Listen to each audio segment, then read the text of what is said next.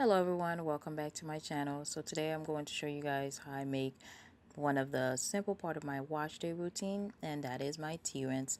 So all you're going to need is 6 cups of water, 6 bags of teas. You can use green tea or black tea, or sometimes I mix them 3 of each. And you're going to boil them for about 7 minutes. After you boil it, you're going to grab a bowl that you can take in the shower, pour the tea in there and let it cool down completely to room temperature or until it gets cold. Make sure that it's completely cooled down so you do not burn your scalp. After the tea is cool and you're ready to take it in the shower, you're going to add 4 drops of Cedarwood Essential oil. And after that, you're going to go wash your hair just like you would any wash day.